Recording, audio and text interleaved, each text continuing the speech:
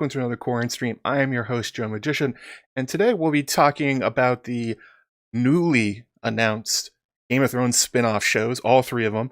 I gave them their own fun little names. I'm calling them Battlestar Rhoynar,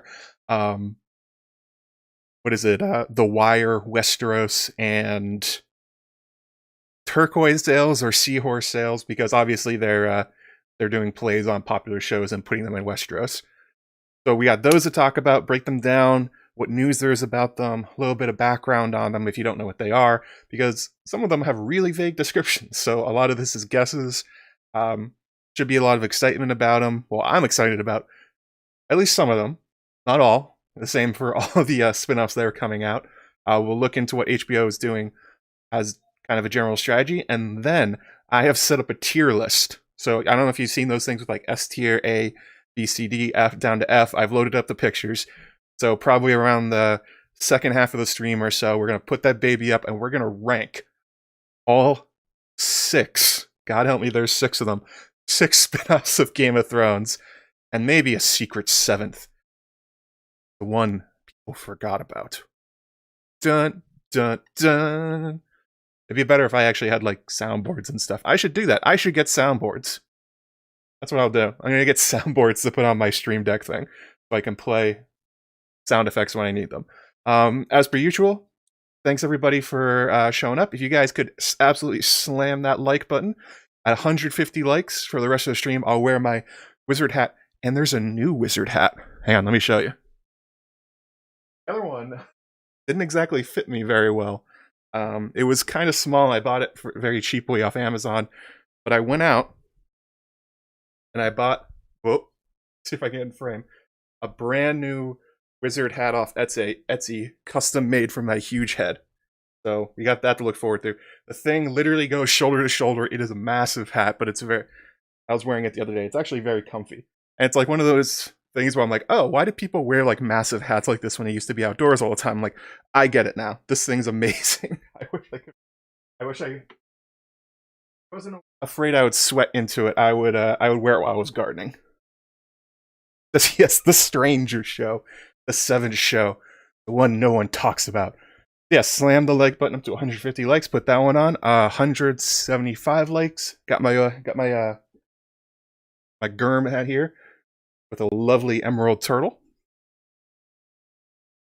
And if we get to 200, last time I read an excerpt from the upcoming video. I'll probably do the same thing to get that recorded and got the quotes recorded. I'm not sure if she's here today, but one of our lovely mods actually recorded the audio for the quotes. I'm not putting that thing in the wash. It's made of felt. I think I will destroy it. Also got some very intricate stitching. Am I doing this podcast alone? Yeah, I am doing the podcast alone. Sometimes I have guests, sometimes not. Super chat here from the Disputed Lands. Hi, Matt. Hi, Amanda. How's it going? Please give your description of seeing a 30-foot shadow baby in House of the Dragon. Okay. This is a theory of yours, isn't it? No, you were telling me about this on Twitter DMs once. You told me about the possibility of like a 30-foot shadow baby. What's the context here? Because I definitely forget. I know you have some reasoning for it. God help me, I know there's reasoning behind this.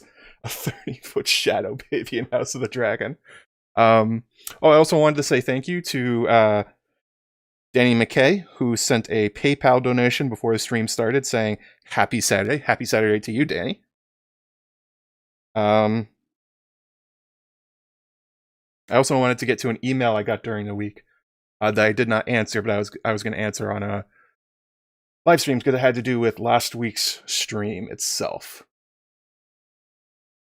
And that was from Jeffrey Stern. He sent me an email as a follow-up to my takedown of Marwyn the Mage, and which got some people actually surprisingly mad at me. Like, oh, Marwyn's the best. How could you say he doesn't know what he's talking about? Blah blah blah. I'm like, oh, okay. I mean, like, I made a whole 2-hour stream about it. Like, I think can probably put the pieces together on why I think what I think. I mean, I'm pretty sure. So the question from Jeffrey Stern, they're wondering if Marwyn the Mage was actually featured in the visions of Makoro and nobody knew it. So the quotes they gave me were, dragons, Makoro said in the common tongue of Westeros. He spoke it very well, with hardly a trace of accent. No doubt that was one reason the High Priest Benera had chosen him to bring the faith of R'hllor to Daenerys Targaryen. Dragons, old and young, true and false, bright and dark. And you, a small man with a big shadow, snarling in the midst of all. Snarling? I just mispronounced that one really bad. Snarling, an amiable fellow like me? Tyrion was almost flattered, and no doubt that is just what he intends. Every fool loves to hear that he is important. Perhaps it was Penny you saw. We're almost of the same size. No, my friend. And Jeffrey goes on to say, I wonder if there was something there. It appears that Tyrion was dubious of what Makoro said, even suggested he was misinterpreting what he saw because of Penny is of similar size to him. What if it was a dream world, vision world representative animal avatar that looks similar? There seems to be a running subplot of misinterpreting which animal avatars and dreams and visions actually represent which people. He went on in his email to talk about how Marwyn is described as a mastiff and as a large dog, so maybe the thing he saw snarling in amongst the dragons was actually a dog, and therefore maybe it was actually Marwyn. My answer to that is, I don't think so. Like, I don't think Marwyn's important enough to get an include in a vision like that. I don't think all the stories of all these dragons hinges on Marwyn the Mage.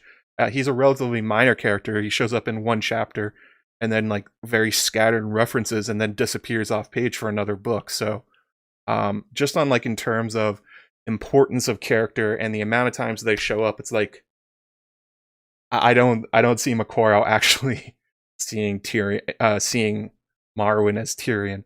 But a good point though, that Tyrion brings up and Jeffrey also echoes, Makoro is a flatterer. He very much wants the people he's talking to think he's talking about them. That's actually comes up in the Victarion chapters quite a lot, where it's quite clear Makoro thinks Victarion's an idiot, but he's an idiot he needs.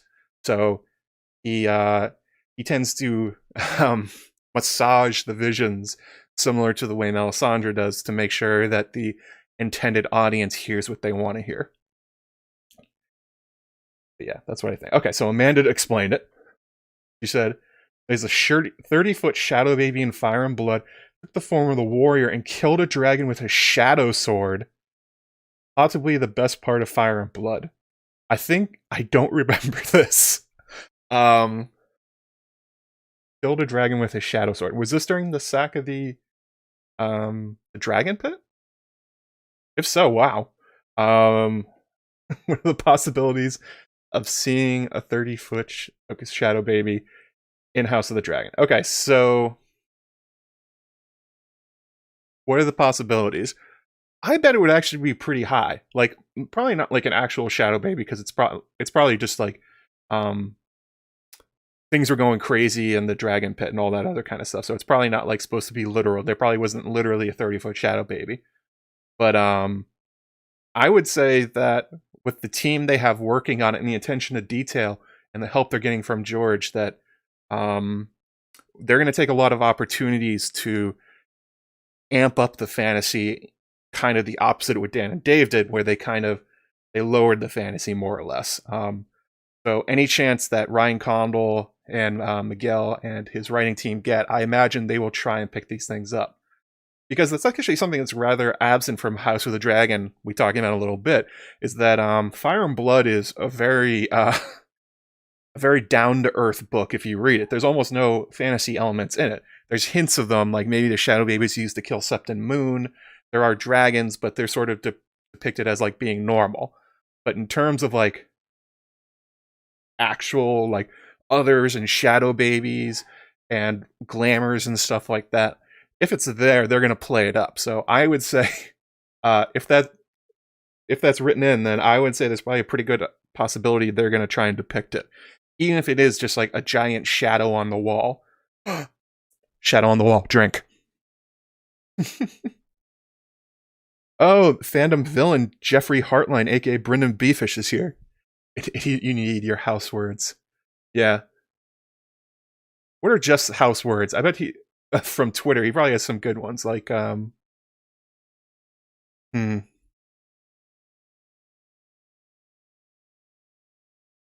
block me, you cowards, probably, or something like that. Another super chat here from Stephanie Spain. I believe this is one of my patrons as well. Hey Matt, I miss your I never miss your videos, so thanks for all the work you put in each one you demand. Thank you, Stephanie. Another one coming out relatively soon. I'm going to try and get it out this week. Audio's all recorded. I just have to edit it together and then make the actual video itself, but should be getting it done this week. Yes, I call Jeff a fandom villain, or the fandom gatekeeper if you prefer. Actually, I have quite a lot of in the patron Slack. If you say the name Jeff, quite a lot of insults come out of it. But I like Jeff, don't I? Yeah. Jeff is okay. Alright, so let's start the whole, I guess, spin-off showdown thing. So there's actually an opening quote here that I want to use, which is not something you'd expect, because how can there be a quote when we're talking about spin-offs? The shows aren't out. We don't even have like pilots for any of them, so what could we do? And it's actually a quote here from Casey Bloys. Bloys? I think it's Bloys. Oh, Jeff doesn't like me. Do you love me, though? The head of HBO. And this is what he had to say about the upcoming Game of Thrones spin-off shows. He said, the way we try to approach it is not by saying we need 5 shows within 3 years, but what stories are worth telling. We've been developing multiple takes on different worlds. The one I want to do is the one that I think is best creatively. I prefer to make it about the stories and the showrunners and their vision, as opposed to hitting some arbitrary target for the right number of shows. So that's the mission statement for the Game of Thrones spin-offs. I'm not sure, because they've put out at least 6 shows we know about. Who knows how many others? 7, actually, if you count Blood Moon, the canceled Blood Moon. So it seems like they're sort of taking a strategy of shotgun at the wall, or just like throwing it at the wall, basically, and see which ones stick. But they're clearly giving the people making these shows quite a lot of latitude. The subject matters are pretty diverse. They're all across George's history. And a lot of them seem to be based on the idea of taking Game of Thrones, right, and then adding it to some popular TV show, essentially adapting it into their universe. £2.99 from Rob Thomas. Do you know of any shows about the Starks? There are no shows about the Starks since Blood Moon is no longer in existence. George, this is kind of like a not so secret about the way George approaches A Song of Ice and Fire. He writes a lot about the Starks, but when you give him the opportunity to write about other things in A Song of Ice and Fire, the Starks basically don't come up. They are barely in Fire and Blood. They're not in Dunk and Egg at this point. A lot of the histories that he's written are about the Targaryens and the other southern houses. It's like, he's not writing about the Starks. And actually, that was the thing with Blood Moon, is it was supposed to be largely about the Starks. And I put this in my video, why did House of the Dragon slay the Long Night? Because that's what it was called at the time. And I was just like, he doesn't write about them. He doesn't put them in.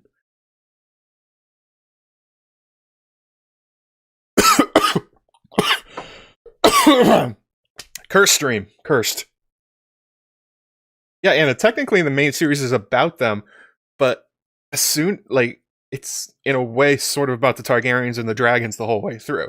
Dany's the main character, so is Jon, and both Targaryens. But yeah, I mean, look at his choice of projects in between The Winds of Winter and Dance with Dragons. He could have written the book that became Fire and Blood about anything. And he's like, more Targaryens. I want more of them. He loves them. He doesn't like the Starks that much. Alaric Stark and Cregan Stark are in Fire and Blood, but they are nowhere near main characters. The Starks are basically like off page for most of it. We'll see if they ever come up again, but so far he's been mostly focusing on anything else except them. Let's see here. Jeff says, shows about the Starks don't have dragons. That's a branding issue for HBO. Their brand is dragons. That's true. But Mallory's also correct that George is he's a Targaryen stan. He loves the Targaryens. He writes about them all the time. That's his favorite subject. Give him a chance, and he will write about more blonde, pale people with dragons doing cool things. Also, the Starks are largely boring in the grand scheme of history. They are just like steady, good rulers who take care of their lords and their vassals and like fight off invasions. So, but the Targaryens are inherently like dramatic, and so are the Velaryons. And dragons really up any kind of interpersonal conflict into like massive, massive civil wars. Like, I think the one Stark civil war was you hear about the Grey Starks, and that was like barely a civil war. They won and they killed the Grey Starks, and that was kind of it. Anyway, sorry for going about a tangent there, but yeah, George is a dragon stan. So any chance he has to insert more Targaryen and Valyrian lore into the story, he's going to do so. That's his thing. Largely because they are fantasy. Being a Targaryen is a fantasy for him.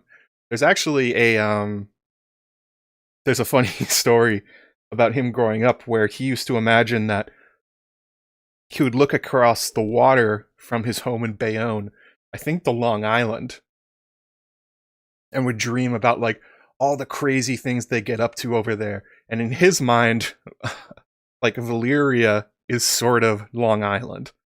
And he's always wanted to escape. Anyway, long story short.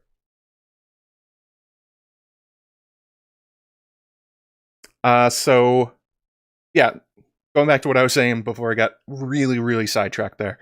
So a lot of these spin-off shows, again, seem to be some kind of popular TV show that has succeeded elsewhere, and they're kind of trying to find settings within A Song of Ice and Fire that work with them. A lot of them could be described very, very cleanly as like this thing in Westeros. So the first one that came out is titled 10,000 Ships as the working name for now.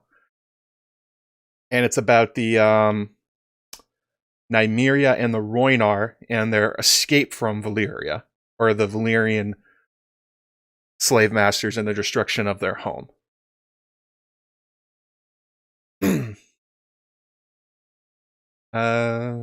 No super chat here from Stephen K. $15. Realistically, when do you think we'll be getting Winds of Winter? HBO doing so many shows has me really worried. I know George is not really going to be involved, but the games has me worried, Mara. Not sure about the Mara part. Speaking of who knows when Winds of Winter is coming out, Jeff, don't you have inside knowledge? Don't you already have Winds of Winter? So I want you to tell everybody when George tell you it's getting out. I would guess this year.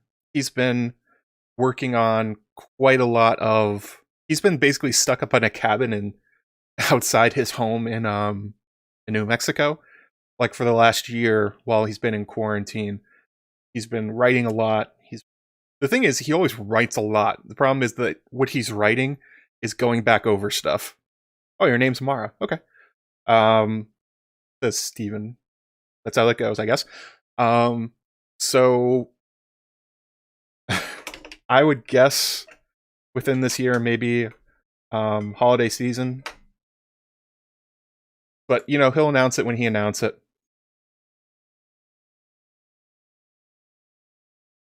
I think the fact that he sold so many things to HBO is that they made him an offer he couldn't refuse, basically.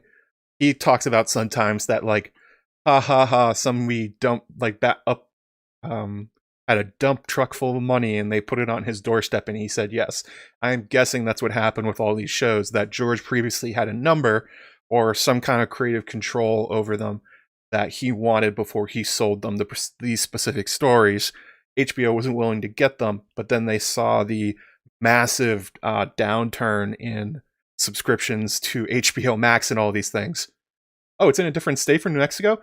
Wow, I didn't know that, Aziz. Aziz with the inside information on where the cabin is. I thought it was New Mexico. Interesting. I'm guessing whatever his demands were, they saw the massive downturn in subscriptions to HBO Max and all those different things, and they finally said, okay, you know what? We'll meet his price. It is clearly worth it. So we're gonna whatever George wants. I am emo transgender. Sorry for confusion. No, my fault. No worries. Thank you again for your super chats and the questions. Very generous of you. I'm guessing that's what happened, basically. Why all these shows are out there. Some people have been trying to interpret like a downturn in his health, or Winds of Winter is never coming, so he's selling them out. I think it's just that HBO finally had the financial incentive to pay George and meet whatever his demands are, because quite clearly they saw that they have lost quite a lot of money without Game of Thrones for people to subscribe to 2 or 3 months out of the year. And speaking of actually Aziz and History of Westeros, 10,000 Ships in Nymeria is a passion of their channel, and especially Ashea.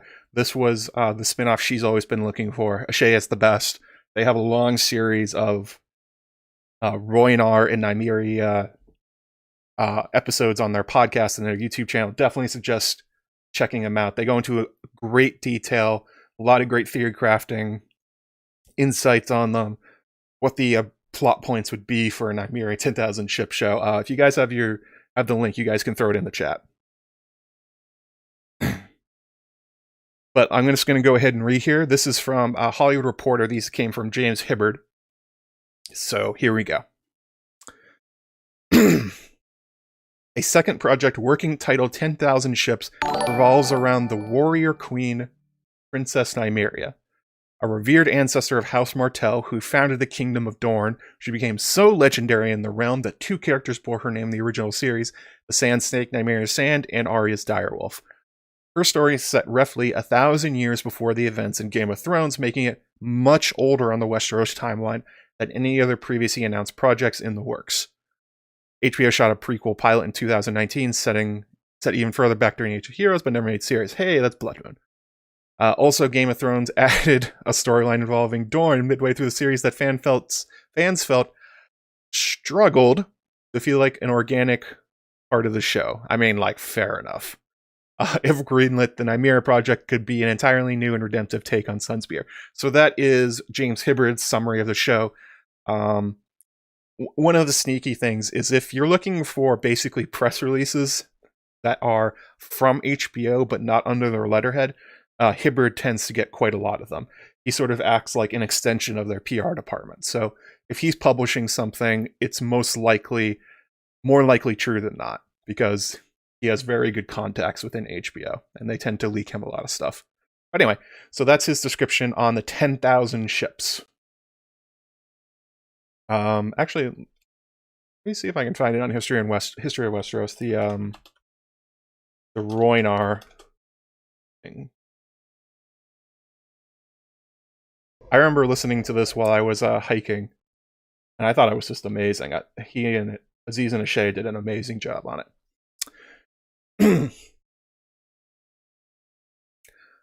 Yes, need a redemptive take on Dorne. I also saw that somebody just signed up on Patreon, I think, unless that's an old one. I saw the running zombie. Maybe? I don't know. Are you gonna do this again to me, Streamlabs? Are you gonna do strange things? Are you gonna replay old ones just to confuse me? Let's not do this again. It's fine.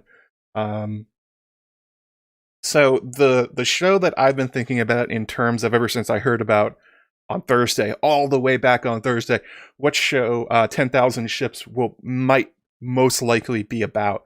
And I think it's probably going to be a Battlestar Galactica. But that depends a lot on where it exactly starts in terms of the story. So what setting are they going to choose? There's a fairly diverse choices for these. One could start before the destruction of the Rhoynar, so we're talking about like the Turtle Wars, the Wars of the Three Princes, the Spice and Salt Wars. Essentially, what happened was before the total destruction of the Rhoynar civilization, there was quite a lot of smaller wars between the Rhoynar and the Valyrian Empire, and their neighbors, essentially. They went back and forth. It wasn't total war. Nobody was wiped out, but eventually they did. Valyria just kind of got tired of messing around with the water wizards, and they got tired of messing around with Rhoynar's extreme economic power, using Mother Rhoyne as its base of operations economically and all those other kind of things. And also Volantis was competing with it, so there was quite a lot of reasons for them to go after it. So there's the Rhoynar, they get destroyed, and then Nymeria boards her 10,000 ships, and they essentially run for cover. Now that seems a lot like the Battlestar Galactica starting point, where if you've never seen the show, spoilers, it starts with the end of the human civilization, with the Cylons, robots they had built that had gone away, showing up and essentially just nuking all the human worlds at once, and like trying to destroy all their military. And the rest of the show is the humans that are left behind on the ships, a fleet. Not exactly 10,000 ships, but there's quite a lot of them. Essentially running from the Cylons and trying to find a new place to settle after the destruction of their homeworlds that they know they're never getting back. Again, this sounds very similar to what could be coming out of 10,000 ships. Probably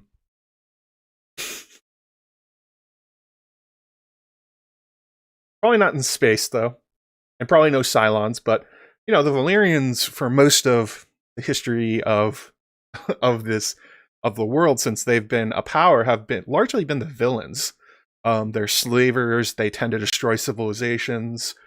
They are a massive economic power that rains dragonfire on people, so you could sub in the Valyrians for the Cylon role, essentially, if you wanted to.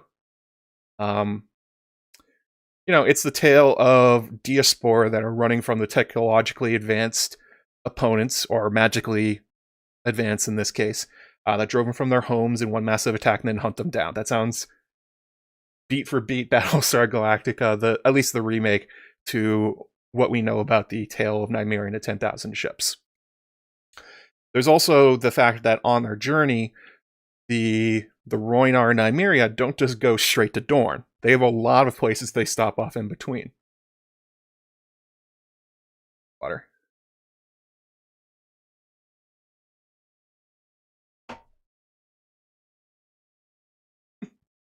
Somebody talking about the Sky Palace? Jeff, get off your Sky Palace.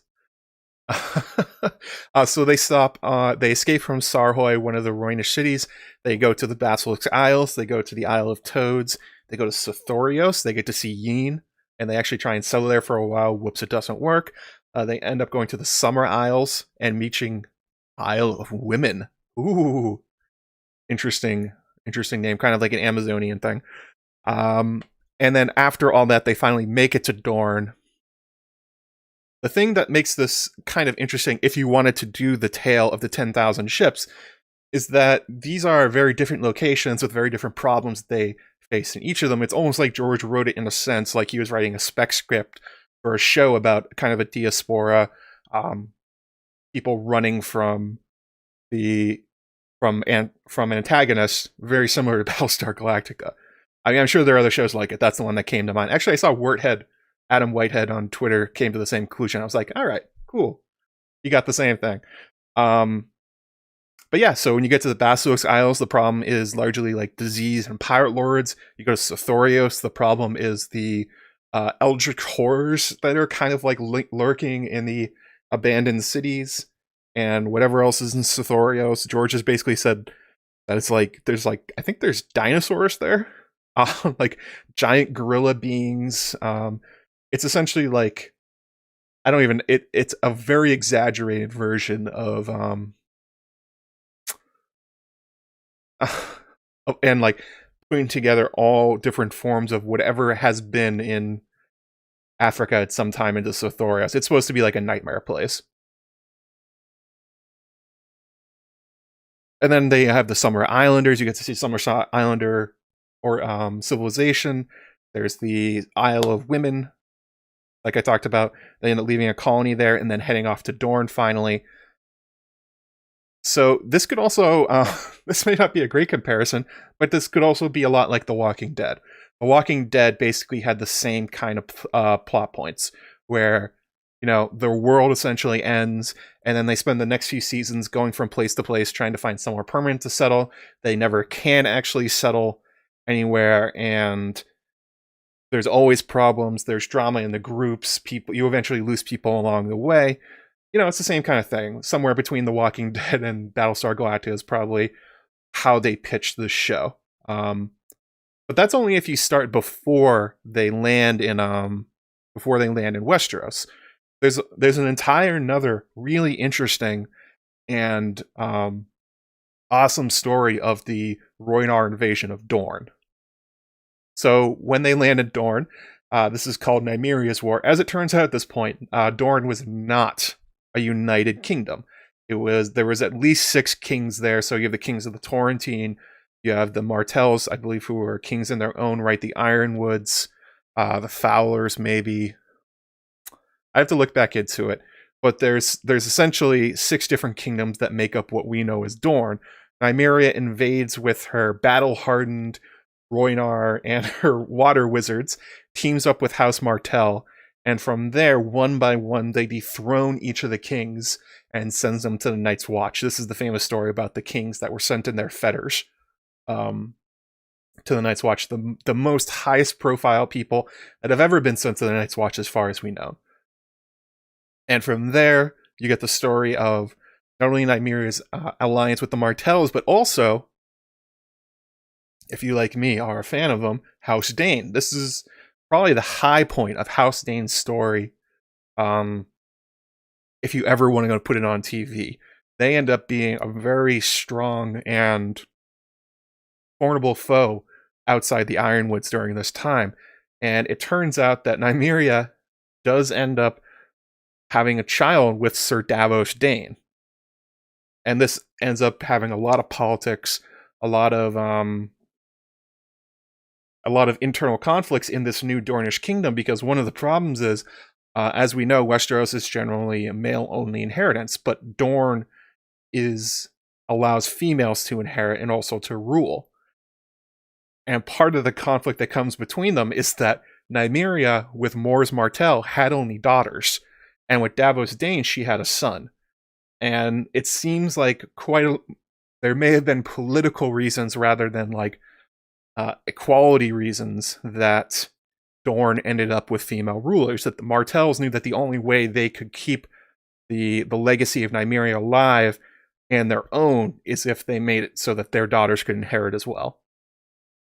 I would like to believe also that part of it was that there's no reason women can't inherit, women can't rule, but it does seem like there's a conflict there that favors House Martell and the reason for doing it. So one thing about this possible 10,000 ship show is that I would love to see them traveling across the world. I would love to see them going to Sothorios, the Basilisk Isles, the Summer Isles, all these other kind of things. But HBO will be heavily incentivized to have a show that makes it to Westeros as fast as they can. Because the Martells, the Danes, this setting is what the audience knows.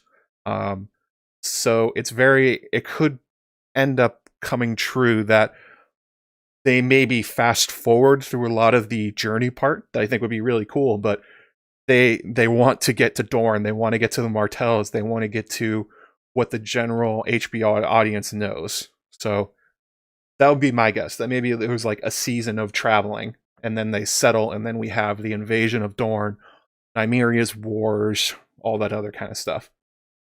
And that's actually one of the major cons, is that it is so far in the past, and that this show would really have almost none of the houses that are popular with the Game of Thrones audience. The Lannisters, the Targaryens, the Starks, the Tyrells. I mean, obviously it would have been the Gardeners at this point. Most of these houses, even the Baratheons are not there yet. You may see the Targaryens, but you'd probably see them as villains. You probably see them as the people burning down the Rhoynar, which Whoops. That one's not going to go over so good. But it's going to be this one will probably be a hard sell. There obviously is a large Dornish fandom, and there's a lot of passion in the fandom, especially the book fandom, for this story, but you kind of need to ground it in things people know. So they kind of sort of need to get Nymeria to Westeros. Maybe not like super fast, but I would guess that the show would not just be their traveling. That they would pretty quickly, within a season or two, go right to the invasion.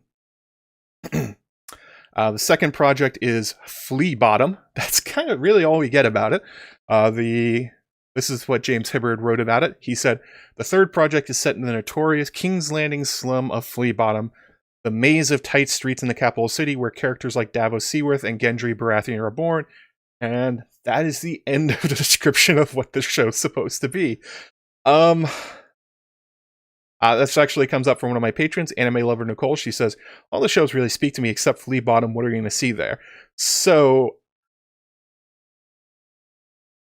we really get no description of this. Who knows if it's actually what's going to be here.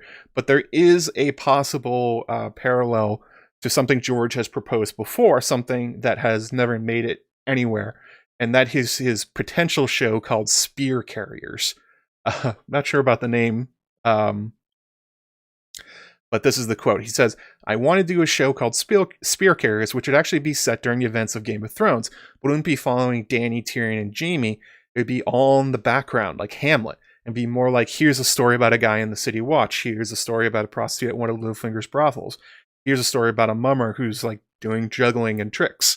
And they all get caught up in the events, Martin told the Times. I think that kind of show would be a lot of fun to do. Maybe I'll convince them to do it. So people have read the description of Flea Bottom, what little we get about it. And it's like, oh, maybe this is Spear Carriers. Maybe this is the thing that George was trying to pitch for years and never really got picked up. If we're using Spear Carriers as the inspiration, this would be set during the time of the main story. I don't think they would do that. I don't think there's a lot of chance that HBO wants to revisit that time frame, that they want to revisit those characters, that they would put in like cameos for Dany, Tyrion, or Jaime.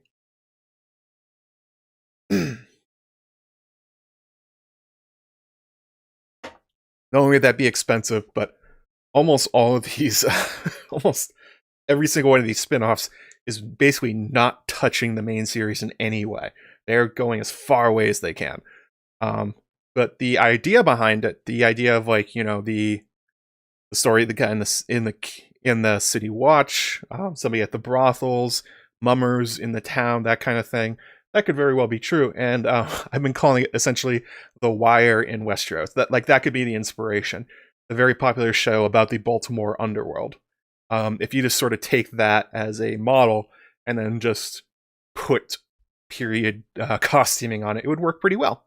And that sort of gets to like what time frame you do this in. If you're not doing it like parallel to the main story. So I went through, so the most interesting times historically in Flea Bottom have been the Dance of the Dragons, which is sort of a problem because House of the Dragon will probably be covering this. You have the Shepherd and the Storming of the Dragon Pit, the Moon of the Three Kings, the Hour of the Wolf, the Fall of King's Landing.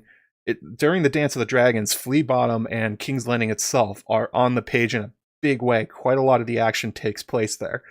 There's also the Larys Strong is basically behind most of it, kind of like a Littlefinger or a Varys character. Varys, ha ha ha ha. I see what you did, George. The politics of King's Landing matters quite a lot to House of the Dragon. So it'd be kind of strange if they did this at the same time frame, but it's probably when they should. But there has been a suggestion as well that House of the Dragon may be more of a Crown-like show where it focuses just on the High Lords. Maybe they could do Flea Bottom as the other side of the coin to that show while the High Lords are playing their games. What's going on with the small folk? Maybe maybe that's an idea for what it's supposed to be. Another good time would probably be during Jaehaerys and Alysanne. That's something that's probably not going to come up in House of the Dragon, but it's also a fascinating time during King's Landing's history. It's a time of growth and peace. Again, it's a time frame they're not using. There's not a lot of wars that go on, but there's a lot of internal politics that have to do with King's Landing. So that would be another good one. Robert's Rebellion, maybe. But they're supposedly already doing a Robert's Rebellion show. So that would have kind of the same problems, where it would be, why would you do Robert's Rebellion at the same time that you're doing like a small folk-oriented show? You could just sort of do them at the same time if you really wanted to. But another time frame that I thought might be interesting for Flea Bottom would be during the Great Spring Sickness. Although, after COVID, I'm not sure anyone would want to watch that one. That would be a hard sell to get me to watch a show about a whole bunch of people dying from a communicable disease and no idea how to stop it. So, yeah, I don't know about that one, but it would certainly make sense. That is another interesting time during that. Flea Bottom during the reign of Aegon the Fifth. Yeah, that's another good one, Amanda. I got a PayPal here from Maura Lee. I'm just trying to get the text of it because my phone always cuts it off because my phone's a dick. Yeah, Aegon the Fifth would be another good one.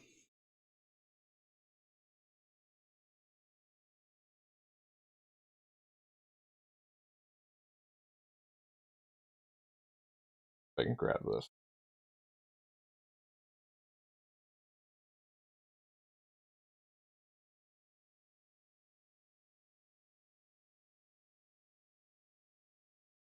Oh, wow. $45 from Maura Lee. Thank you so much, Maura. That's very, very generous of you. Their message says, to Joe Magician, just a show of love, support, and appreciation for all the fabulous content. Love being a patron. You are the best. Thank you for getting us through these tough times. Hugs from Maura. Thank you, Maura. That's a very sweet message. There's also questions coming up from her that she put on Patreon, so I'll be getting to those a bit later. Yeah, that's another good point. Lucamore during the time of Jaehaerys and Alysanne. If you wanted to Lucamore the Lusty, that would be definitely an advantage of doing Flea Bottom. I believe he does have a lot of his kids in Flea Bottom, so that would be another good one if you wanted to put it there. You could basically choose any of these time frames and do spear carriers. You just have to choose the time frame. Ugh, Aziz with these puns. I can't do it. That's basically all I got, though. There's not a lot of information on Flea Bottom. I am just speculating it has anything to do with spear carriers. It may not. That's just the closest thing George has talked about, since they seem to be mining George for ideas at this point. And of course, the last one is the 9 Voyages.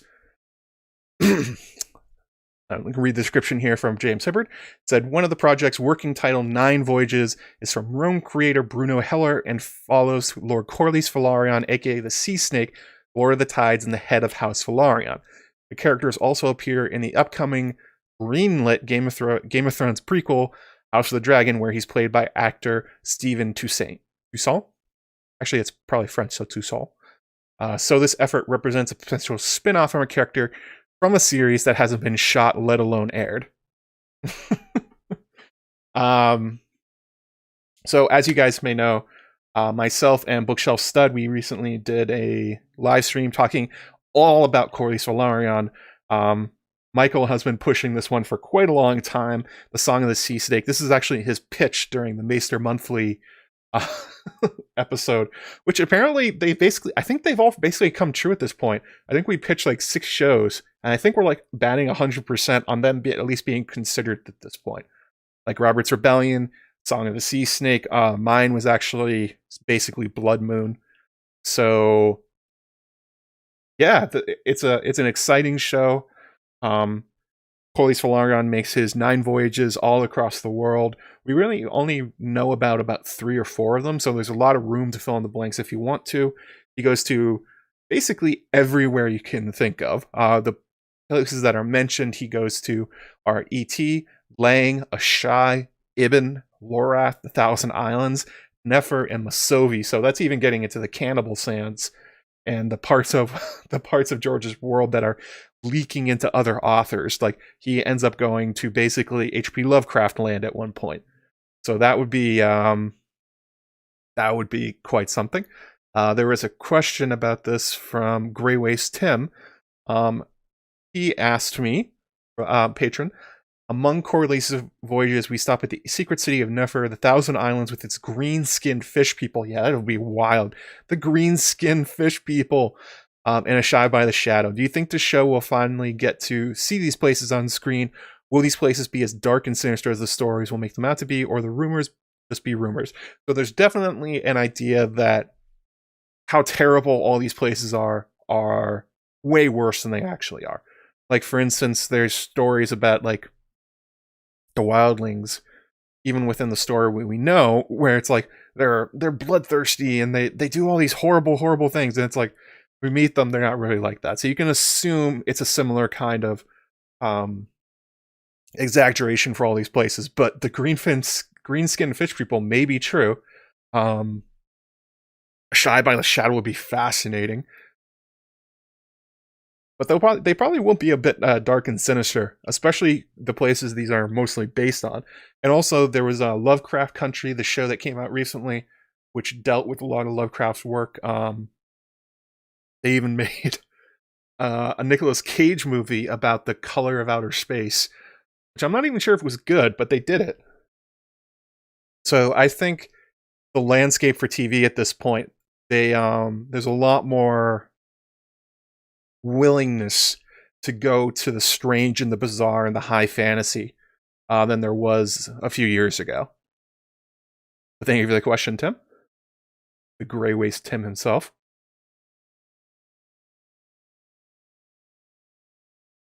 How many likes are we at? We're at 7,320 watching. Oh, come on, you guys. I know you want to see that hat. You want to see that hat on my head. It looks amazing. Slam that MF and like button if you could, please.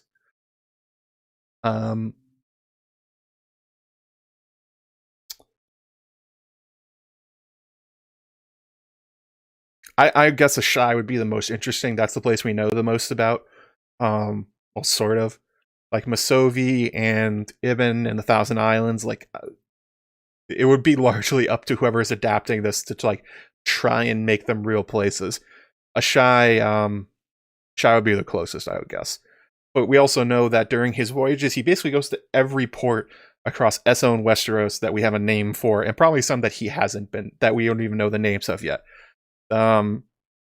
This is sort of a good thing and a bad thing. The good thing is it would be a chance to show off like a lot of crazy places, like really fascinating backstory, nightmarish creatures, different cultures and that kind of thing. But that also makes it potentially a very expensive show. Very, very expensive. That's a lot of sets. That's a lot of hiring different extras. That's a lot of new characters. And also just dealing with a ship and sailing on, like the whole sailing on the ship aspect of it. Like there's not like one place that Corlys stays around a lot and then just sort of jumps to places in between. A lot of it, especially because it will have to be a travelogue. These places take years to get to. It takes huge amount of time for each of these voyages. So it obviously can't be a day-by-day thing, so they're going to have to jump in between the interesting parts, which means jumping between a lot of fantastical CGI and costuming and makeup and all that other kind of thing. So that is a good thing about the show, but it's also a potential drawback. The budget will probably be huge. When you would start it, there's a few ways you could go on it. You could start it after a few voyages under his belt, so he's already like a legendary character who's already very wealthy and he's already a great sailor. But you could go from when he's young, so you could show his adventures on the Cod Queen and the Summer Maid and the Ice Queen, and you could sort of set it up as an internal drama of Corlys seeing his family essentially not succeeding under the Targaryens and his struggle against his grandfather. And sort of the Targaryen idea that the Velaryons should be second class to them. And Corlys rejecting that and going out into the world, having adventure, making his own name. So starting earlier would probably be better for generating the character. But also James Hibbard brought that up in the episode, in the description, that this is a spin-off for a character who's not even the main character in a show that hasn't made it to air yet. So they must have a lot of faith in Corlys as a character, and this probably tells us quite a lot about that whatever you think Corlys is going to be like in House of the Dragon, like, pump it up like 50%. They clearly think this guy is fascinating. They think his life is worth putting on TV in whole, outside of just House of the Dragon. Like, there's no Rhaenyra show. There's not a Daemon show. There's a Corlys show. So, probably a hint that this may even be left over from interest in House of the Dragon. They started writing about Corlys. They're like, God, how are we going to put all this in here? It's like, well, what if we just did a show about him? That'd be kind of interesting. Oh, hey, Chrissy. Chrissy of Old Stones is here. Actually, this might be a good time to talk about it. For my upcoming video, the moderator that did the voice work for it is actually Chrissy of Old Stones. So look forward to her narration on the upcoming video. Probably going to finish that this week.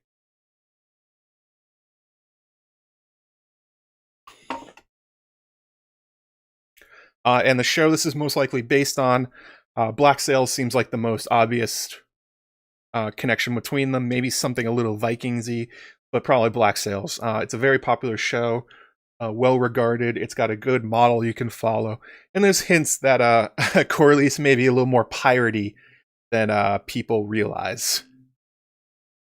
Because usually just exploring doesn't make you money. You either have to trade everything or you have to steal some stuff. So I'm guessing at some point Corlys did some piracy.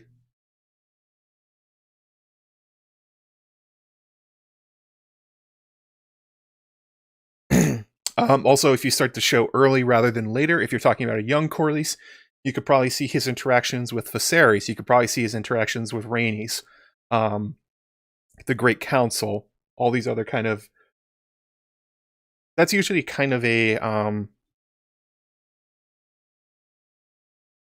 tension between explorer type characters in these fantasy settings, is they normally have some sort of problems with authority, or they do things like, that's the main part of the Vikings show, is that Ragnar Lothbrok goes west essentially to make his own name. So that could be kind of a similar sort of thing going on here, where he's a rebellious character, where maybe the king told him not to go, or his grandfather or his father told him not to go, and he did it anyway. And that could make some sense when we start talking about the Dance of the Dragons and kind of why Corlys is allying himself with different people and who he's actually helping, and if he's actually helping them, if he likes them. A show just about himself would be fascinating for that. Oh, Chrissy to celebrate her birthday too. Happy birthday, Chrissy. And then the ones we already have in production. So there's Blood Moon, rest in peace. I made a video about why I think it got canceled. They didn't really say why. Unlikely to see that show coming back anytime soon. It seems a lot like George's massive Targ standing, and also the what's the right way to say this? The way that Game of Thrones ended in terms of the others may have killed interest for HBO for quite some time in revisiting those plots. So yeah, that one appears to be dead and gone for quite some time. And obviously we have House of the Dragon. This is the story of the Dance of the Dragons from around Daemon's return to court, most likely. Unlike A Song of Ice and Fire, though, this will probably feature quite a lot of time skips, because the Dance of the Dragon takes place over many years, and especially they're starting when the characters appear to be young with their castings. So we're probably looking at like Game of Thrones, but The Crown for this one. The pros to House of the Dragon, obviously there'll be lots of dragons. There's dragons all over the place in this one. There's conflicts that feel very similar to War of the Five Kings in scope and setting, and even the factioning behind them. It's a known storyline from start to finish. George has full buy-in in the story. He loves Ryan Condal. He sings his praises all he can. And we already know that they have a full season ordered. So HBO has some kind of faith that this is the one to kick off their GERM CU with, or whatever, the George R.R. Martin cinematic universe.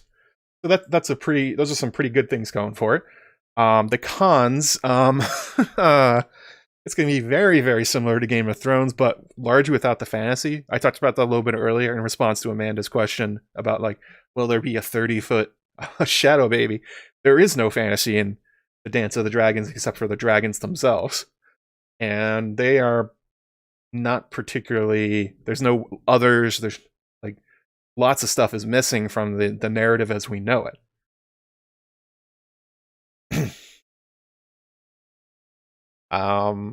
It's going to be a lot of the same kind of characters. A lot of them seem like different plays on each other, like George doing the whole, like, oh, they rhyme sort of thing. That seems to be what's going on there. And a lot of the characters are going to end with similar beats that people did not enjoy in season 8. So, yeah.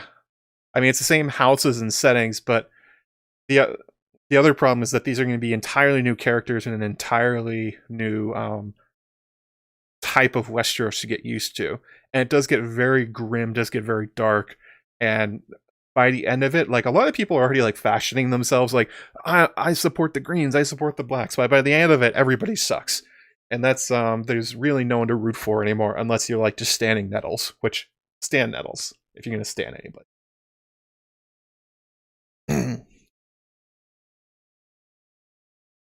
Yeah, good point. Let me be. The cast announced seems really good for House of the Dragon, so they're taking it seriously. But it really does seem like a fantasy down Game of Thrones is kind of what they're aiming for. Super chat here from your last great night, $5. Thank you so much. If Corlys' show gets made, will Corlys be more like Captain Flint or John Silver from Black Sails? I haven't seen enough of it. I've gone through one episode. I'm watching it and Vikings side by side. Actually, I've watched more Vikings. I finished Vikings season 1. I don't know much about them, the characters in particular. I only know their intros. So, the chat. Can you guys answer the last Great Night's question? I don't have a real sense of the characters yet, and where they end up going during the series. I wish I could answer it. Try again in like a month or two after I watch more of it, and I'll do my best.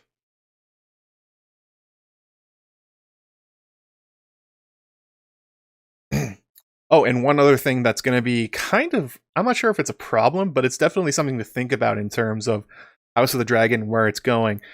It seems to be entirely within King's Landing so far. All the castings are from characters that are in King's Landing or Dragonstone or nearby. Otto Hightower and Alicent Hightower spend almost all their time in King's Landing, not going back to Old Town. All the other characters are basically in the Blackwater Bay area. So it seems like that's where they're starting. Maybe they're going to go out more when you get to like the Butcher's Ball and you get the Hour of the Wolf and the Northmen showing up in like the Tumbleton Wars and stuff like that. But it seems like at least at first this is going to be a King's Landing only show. So that could definitely turn off some viewers, especially those that did not like the King's Landing parts. Like if you like seeing the Starks, if you like seeing, are there people that like seeing Essos? If you're out there, that's not going to be in House of the Dragon, like at all. So yeah, that'll be a thing. Another show that's coming out is obviously Robert's Rebellion. This one and the Duncan Egg ones are more. These are less confirmed, I'd say, based on the sources they came out from. But especially because George has previously said he didn't want to do Robert's Rebellion as a show at all, but then he didn't want to do a lot of these topics as shows, and it seemed to be shows anyway. So who knows on this one? Presumably we're talking about focusing on Robert, Ned, Lyanna, Rhaegar, Jon Arryn as the leads. They seem to be the main characters anyway. The main weakness of the possible show is that it's going to hinge a lot on Rhaegar, to be honest. And Rhaegar's an interesting character in the fandom because we don't know a lot about him. There's a lot of sort of fill in the blanks for Rhaegar as a person and what he did and what he thinks. And this would essentially be putting pen to page on what he's like, what Lyanna's like, their interactions, all that kind of stuff. It's one of those mysteries that people try to solve quite a lot, but I get the sense they don't really want to solve it, and there'd be people kind of upset. But we saw a flashback of that in Game of Thrones with the Tower of Joy stuff, so we'll see about that one. Let's see here. Yeah, the large attraction of Robert's Rebellion is, yeah, it's in the imagination of the reader. And the interesting part about it is not necessarily the physical like battles and what exactly happened, but the way George uses it as characterization for the characters themselves and how it influences where we're going now, rather than like the physical actual deeds. So that'll be something. Also, there's prequel shows can be kind of a fraught topic. There's usually not a lot of them, because you have to deliver recognizable characters and settings and fan service, but also change them enough so that the show stands on its own. Like Better Call Saul is a very popular recent example of a successful prequel show that does it by, instead of looking at Jesse and Walt, the main characters of Breaking Bad, we instead look at Saul Goodman, we look at Mike, we look at Lalo Salamanca, I forget her last name. You know, they changed the main characters. It's the same setting, and it's leading up to obviously Walt and Jess stepping into the meth business, but there's a lot more there. So if you're trying to follow that model, it's tough to see who you'd look at in Robert's Rebellion as being the characters you follow. Especially because we already know Ned and Robert so well when they are major characters during this. Most shows honestly don't even try to do prequels. Star Wars has done prequels to some success and some not. So it has to be a show that's interesting on its own. It can't just be fan service, and that's kind of the worry with Robert's Rebellion. You'd have to fill in quite a lot of blanks in a way that stands on its own. Most of these other shows are going to stand on their own because they're independent from the main series. But that kind of tells us a lot about HBO's strategy, I guess, at this point. It's that they are going as far away, just absolutely nowhere near it, the main series. We're not talking about Arya and when she went west. We're not talking about Jon Snow Beyond the Wall. We're not talking about King Bran, Queen Sansa, like any of the other stuff. That stuff is off the table entirely. HBO has decided they don't want to touch the main series at all, except for referencing the setting. So that's the thing that makes me wonder the most about Robert's Rebellion being real, because that really goes against that strategy. We'd be seeing direct connections to the main story that they seem to be trying to get away from in a real way.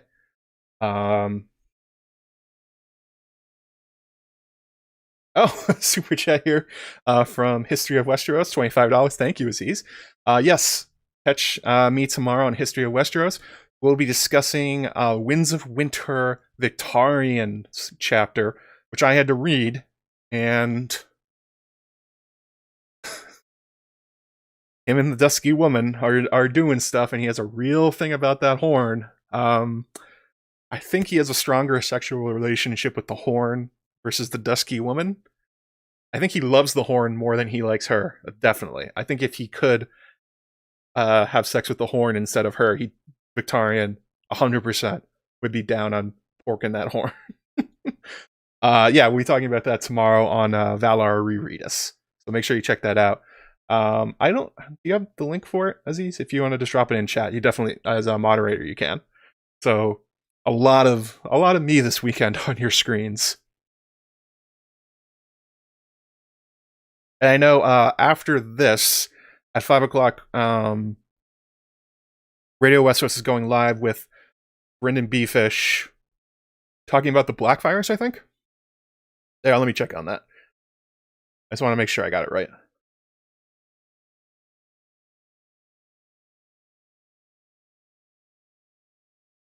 Yes, here we go. They'll be talking about Aegon the Sixth and the Blackfire starting at 5 o'clock. Let me drop the link for you guys. Starting at 104 minutes, so I can't get over that. I can't go over that much today. I have to actually stick to my outline.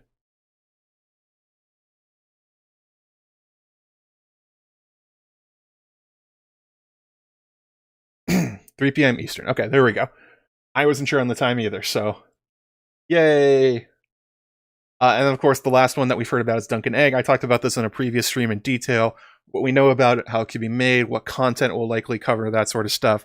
The advantages of Dunk and Egg, much like House of the Dragon, is there's completed stories to adapt before you have to wait for George to make up new stuff, or you have to make it up your own. We have 3 Dunk and Egg stories. You could string those out for 3 seasons if you felt like it. You could do a Sherlock Holmes or a Sherlock style thing where each one is its own movie length episode, that kind of thing if you felt like it. Another definite advantage is the very, very low budget of a Dunk and Egg show. They spend most of their time in the countryside or really just at 1 or 2 locations with like a tourney in the inside of a castle. Unlike Corlys Velaryon's story, there's not fantastical things you have to depict. Dunk and Egg is a fairly grounded show. There's no dragons, there's almost no magic, there's no giant battles, no recurring casts. It's basically just the 2 of them. The disadvantage is, of course, you have to make the audience hook on Dunk and Egg as characters. There's not another POV you can go to. There's not other locations. You really got to get the audience to buy in on whoever you cast them as, and them as characters, and as their interactions as a partnership, basically. The other thing is that Dunk and Egg is a much lower stakes story. It doesn't share a lot in common with Game of Thrones proper. It's not like a particularly wide-ranging epic tale. It's a much smaller story until you get to the end after Aegon becomes king. And a lot of the content that we already have from Dunk and Egg is, how do I put this? It's something that is a kind of a frequent complaint about early seasons of Game of Thrones, and that is the traveling and the this kind of doing nothing sort of stuff. That's largely Dunk and Egg, like Brienne through the Riverlands, Arya in the Riverlands, Bran traveling to the Wall. That's basically the show. So if you don't like that stuff, Dunk and Egg is going to be a hard sell. Whereas House of the Dragon is much more leaning into that style of content. If we want to talk about what kind of show they're probably thinking about copying, maybe something like Xena or Hercules, but basically A Song of Ice and Fire is maybe the style. Although there has been talk of it being an animated show, that would also be pretty good. We're not going to reach 150 likes today. You guys slam that MFN like button. So that's kind of where we are. I'm going to go through a few questions, and then we'll go to the do some tier rankings. We'll fire it up on the screen, and we'll see which ones are going to be the best. So a question here from Maura Lee. The 3 main shows she wants to see most are House of the Dragon, Robert's Rebellion, and Dunk and Egg. And question for the stream: how do you see the story arcs ending for the following characters, Littlefinger and Lord Varys? Do you see their story arcs ending similar to what happened in the show, or different, or why? And then there's a question, and then about the truth of how Kevin Lannister died will come out in the last 2 books. So Varys, it's going to be hard to see why Varys would align himself with Daenerys. He seems really in on the young Griff plan. So, like, how would he end up in Dany's camp? If they don't marry and if they don't join forces, I don't really know. That part of it, I would have a hard time seeing. I didn't quite understand why Varys did it in the show either. I mean, they sort of do like, oh, it was the long-term plan, but we know the long-term plan was actually for young Griff, not Dany, and for Viserys and not Dany. And it's just kind of like, I don't know, they just kind of fast forward that part. I didn't quite get it. That one, I don't see how Varys would end up in Dany's central camp and then being burned alive for betraying her. I don't think he would really do that, especially with her reliance on dragons and magic at this point. So Probably not as a betrayal, but maybe if he gets caught or something like that. For Littlefinger, that made sense. At some point, Sansa and Arya are gonna figure out, or Sansa's gonna figure out that Littlefinger's a piece of shit, and essentially put together the pieces of how he destroyed her family for his own gain. So the idea that the Starks will end up killing Littlefinger in Winterfell makes a lot of sense, especially the foreshadowing of the giant's head on the spike outside Winterfell.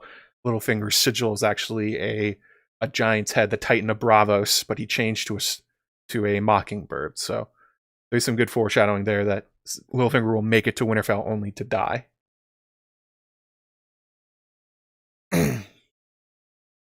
I think the truth of how Sir Kevin died will come out in the last 2 books. I don't see how it will. There's basically nobody that knows. Varys is going to keep that one. He may blame it on... that's the thing about the deaths of Pycelle and Kevin. He can blame it on whoever he wants. Or he can shape the narrative however he wants to. Littlefinger's not there anymore. Qyburn, who knows what he's up to. So, yeah. Oh, and a question here from Darkfire and Ice. The Roy...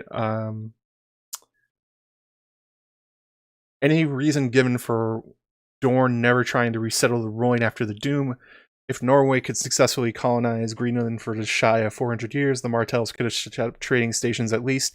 There is some hint that Orphans of the Greensblood did make their way back to the Royne, and in limited amounts, but the problem has always been the Valyrians and Volantis. If you tried to rebuild the Rhoynar Empire, you would have to do it by beating the Valyrians first, and after they're gone, then you'd have to tangle with Volantis, one of the world powers. They're never going to let anyone basically rebuild the Rhoynish civilization. They're doing it on small scales, but like part of the reason for destroying the Rhoynar was for Volantis to thrive. So as long as Volantis is the power, they're never going to let the Rhoynar rise again. But thank you for the question. Let's see here from Eric Ferg. He asked, how do you rank them in most likely to actually happen? Okay. Most likely shows actually happen. Obviously, House of the Dragon at the top of it. I'll put Dunk and Egg pretty high up there. It's a low budget show. It's easy to do. It's different, but in the same universe. It's a beloved property. So I would put that probably second most likely to come true. 10,000. Well, Robert's Rebellion probably third, because if the interest is still there for Game of Thrones and the audience proves it, then hitting a prequel show, a direct prequel to the main series, after enough time to like rebuild faith in HBO's ability to adapt it, then Robert's Rebellion would be a good one. It has all the same stuff. It's got characters you already know and like. So that would be my guess. Fourth most likely. Let's see here. Probably 10,000 Ships. That has a really great story. Has a great hook. You have Battlestar Galactica and The Walking Dead to follow as examples. And there's already quite a lot of detail about Nymeria's journey from the Rhoyne to Dorne. A lot of houses we already know once they get there. Fascinating story. A lot of character development. And it would allow them to basically rehab Dorne. So that would be so fourth most likely. Fifth most likely, Flea Bottom. Just because like I don't even know what the hell it is. Like, what is Flea Bottom? Like, what are we doing here? What is it about? What's the time frame? All these other kind of things. You need more detail. And the least likely, I think, would be the 9 Voyages. If only because it's a show that's going to be dependent on House of the Dragon and Corlys Velaryon being an interesting character to the audience for it to be worth making, especially with the likely high budget on it. Like House of the Dragon has to be popular first, then Corlys has to be a popular character enough to support his own show about his voyages. If people hate House of the Dragon and they hate the adaptation of Corlys, the show's going nowhere. So that would be most likely to least likely. So most likely House of the Dragon, Dunk and Egg, Robert's Rebellion, 10,000 ships, Flea Bottom, Corlys, Velaryon. That would be my guess for most likely to least.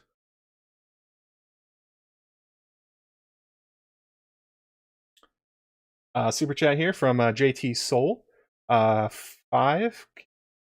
maybe? Do you think we'll ever see the story of the Amethyst Empress and Bloodstone Emperor in any format, show, book, etc.?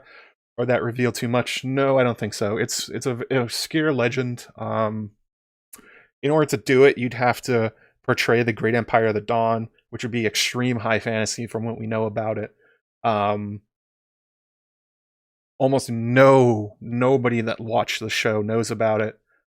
It's fairly buried, so it's like the most esoteric of esoteric things you could put on screen. And you could tell the same story if you wanted to, in a different setting. Like, I don't even know how you would get people to care about the Great Empire of the Dawn, and then convince them the budget and all these things. It's like, I don't know. You could do something sort of similar in an easier to adapt and more recognizable format than actually trying to go back and then convince people to care about that ancient story. I mean, they had the opportunity basically with Blood Moon if they wanted to tell ancient history, and they outright canceled it. So I think that kind of puts the kibosh on any sort of long ancient history mythical story. Like, clearly that's not where they're going. In the books, I don't know. There's not a lot to. I don't think there's a lot to be revealed there. It's a fairly, I mean, unless you're talking about like a monomyth thing that, like, I don't know. It's the interesting parts about them are how they resonate with the current story, not them in themselves. So it's very obscure, and they would never put it on TV. I doubt George is going to explore any more than he has. Like, the World of Ice and Fire was already indulgent as hell. So I don't think they would go ahead and do that. Let's see here. Another one from Eric. Young Davos starring in Flea Bottom and with Gendry. What other characters you anticipate? Yeah, that's a great point. If you did Flea Bottom and you did it in the Robert's Rebellion time frame, or just before the show picks up, you could definitely you could do Davos. Young Davos would be a great hook for that show. Again, the problem would be how much do they really want to touch on the main series? It seems like they're going the complete other way. But if they decide to do it, young Davos would definitely be a definite hook character, a main character to base it around if you want to do that.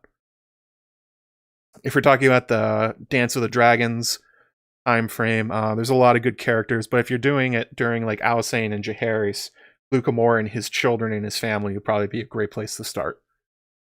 And another one here from Eric. Isn't the stuff that precedes Nymeria's journey way more interesting than futilely searching for safe sanctuary? Water wizards and curses seem way more exciting. Yes and no. They would want to, as I said, they probably want to get to Westeros as fast as they can. So if we see the Rhoynar Empire in its whole before the destruction by Valyria and all these other kind of things, it would probably be pretty quick. Within a season or two, you'd want to get them to Westeros. You'd want to get them to Dorne, just so that they can link it back to the frame, the setting that the audience already knows. Let's see here. And a patron question from Sasuke. She says, is there still an idea for a spin-off that you never heard anyone mention that you wish could pitch? Granted, this doesn't mean you were expecting them to do a perfect job and not ruin my idea. Well, the funny thing was my pitch was actually basically what Blood Moon was. That was my pitch from Maester Monthly. And then I was just like, oh, I guess they're doing this in like an ancient legend-based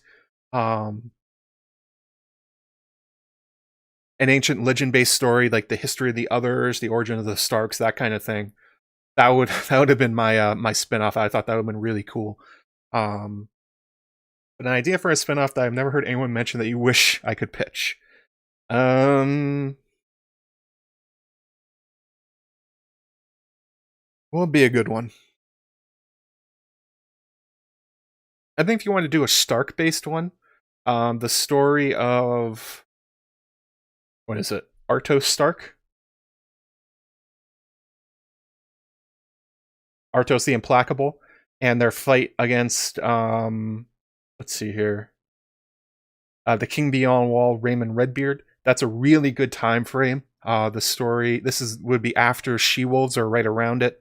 The invasion of the Wildlings through the wall in 226 AC.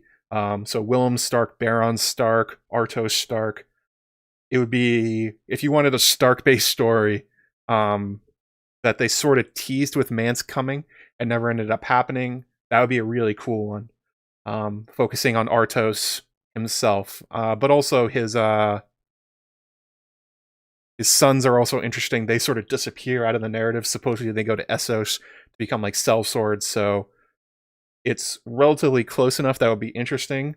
It's got a great hook with Raymond Redbeard, the mostly based in the north, a lot of inter-family drama with the Starks, all that other kind of stuff. So that would be a cool one. So the invasion of Raymond Redbeard, that kind of time frame.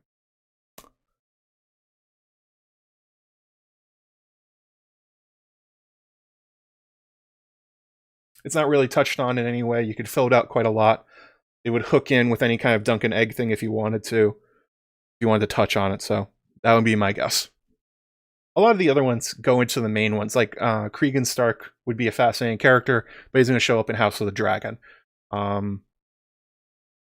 There's not a lot of interesting Starks after Torrhen Stark until Cregan shows up, so there's kind of like a lot of big blank spaces in their history that would be interesting. So there we go. Oh, I got Aziz interested. I win. I did it. The pitch will now come true. Recast Sean Bean. Yeah, bring him back. Why not?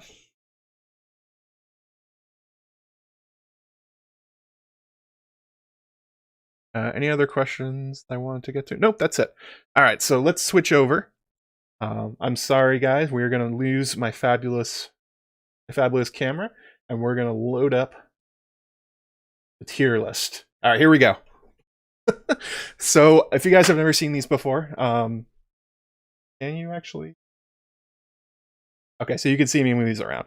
So, all around the bottom here, I have the different spin-off series that are upcoming, including the Ill-Fated Blood Moon, and it goes from S tier to F tier. S tier being like the absolute best, like Game of Thrones style popularity and quality, like the best thing we've ever seen. F tier, like you wouldn't even watch it; it would be the worst thing in the world. So I think this could be kind of like a thing we do together. I mean, obviously, I have my picks on, and this is assuming that they were adapted to the screen and they actually made it. Like, we're just going to assume that all these shows are getting made. So which ones would be the most interesting? Which ones would be the best shows, basically? So let's see if we can figure this out. I'm going to see if, hang on, let me see if this works. Nightbot, are you there? Are you awake, Nightbot? I don't think it's awake. Nope. I mean, they're all in F tier right now. Maybe some people think that way. All right, so we have some straw polls. So we'll start with Robert's Rebellion.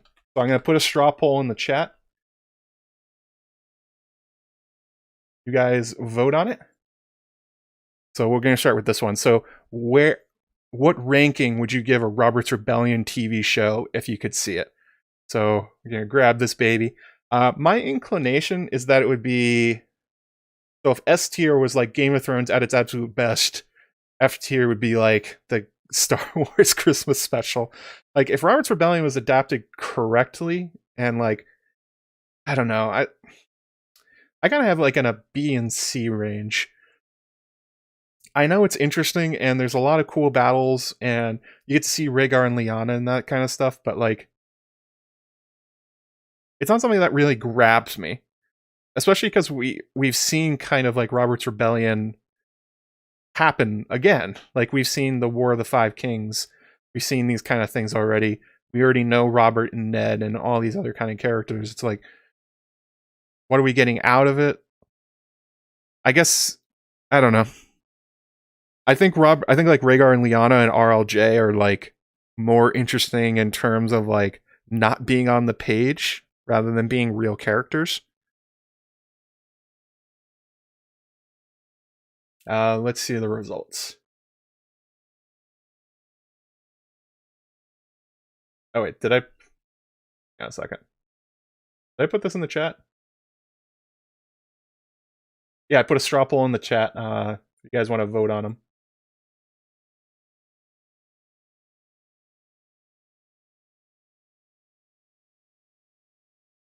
It doesn't seem to be working. Why isn't this working? Did I curse this again? My votes aren't showing up. Let's see here. A tier, S tier. Wow, a lot of faith in Robert's Rebellion. B for sure. A. I want to get and spin off with all the novels. You'd be waiting a long time on that one. C. A D. Wow. So why isn't this working?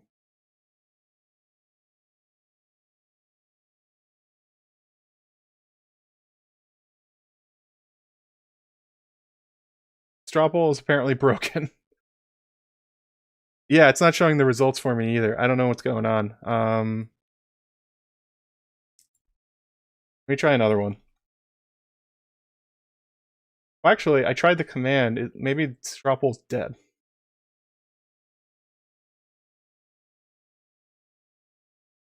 So, seeing a lot of B's and C's. F tier for Robert's Rebellion from Amanda of House Robinson. C tier. Depends on who it's following. It's a good point, Bryson.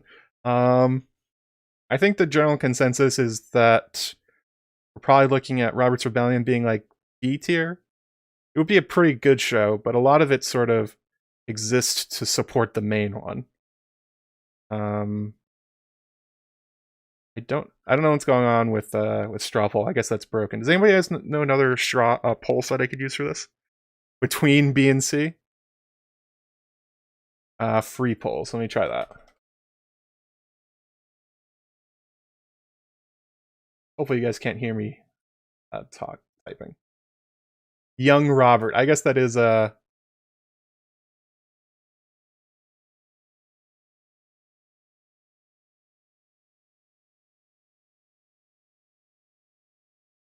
me try this out.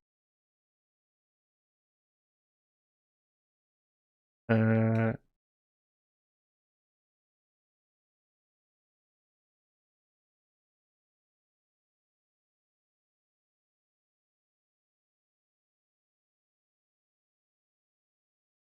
have to create an account for this? Oh god. I'm not creating an account. Easypolls.net. Try that one. Did I just try this one? Yeah, it wants me to... I guess we're just not gonna... I guess straw poll isn't gonna work. We're just gonna vote via chat. Oh, I had such a good plan for this, and now it's just not gonna work.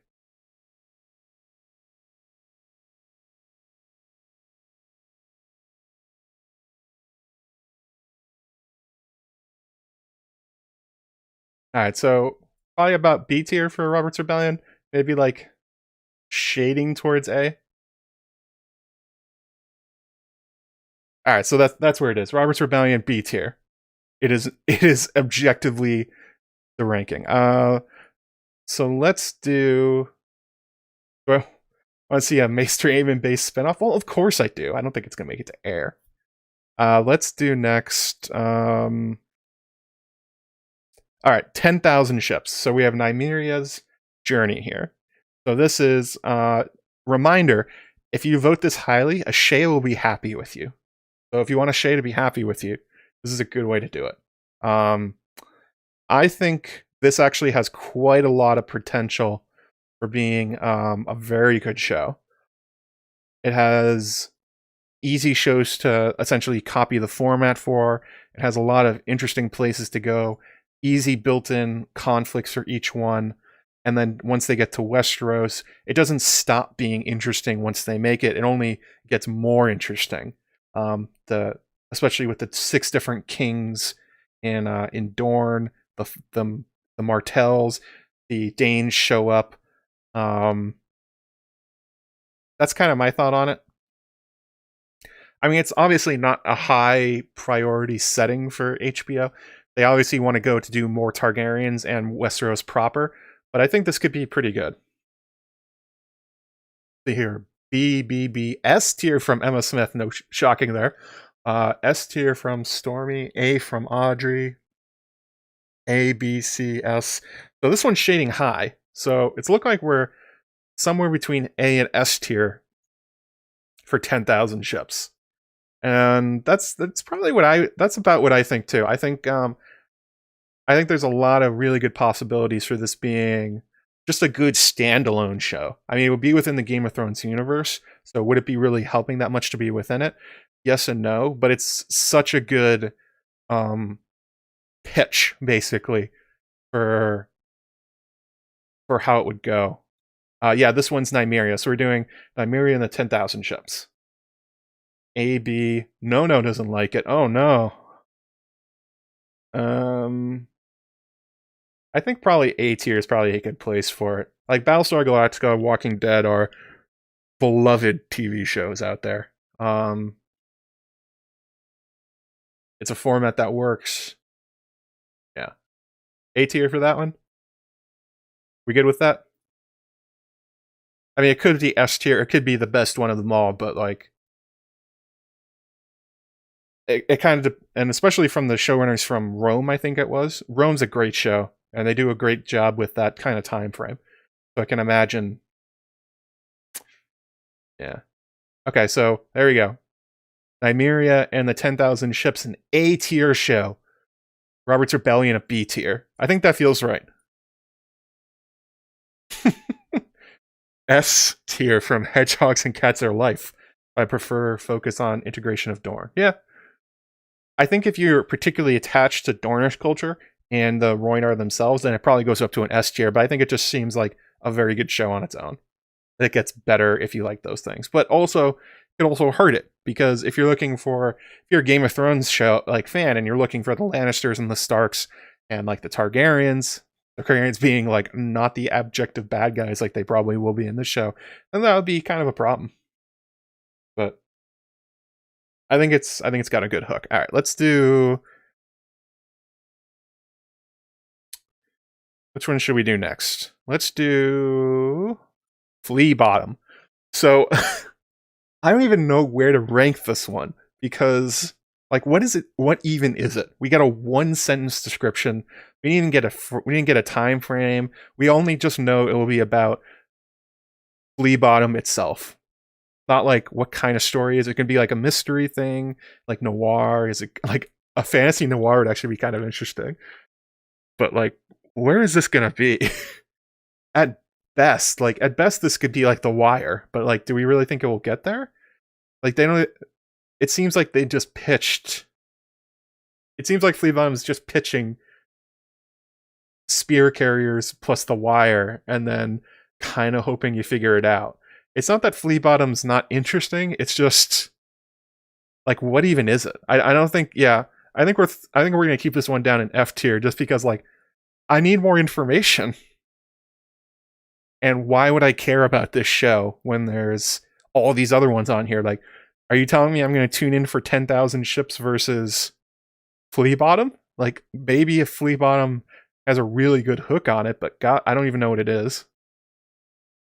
I think at this point, I think you have to put Flea Bottom down at like the D, E, F tier at this point. Because like, yeah, explain to me what it is first, and then maybe it will be good.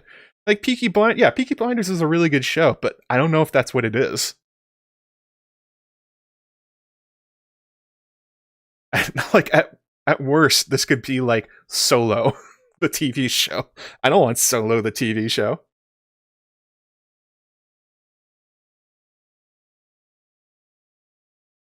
F for Flea Bottom, that's right. Oh, Gangs of New York. Great call, Maester Zen. If it's Gangs of New York, it's like an S or an A tier.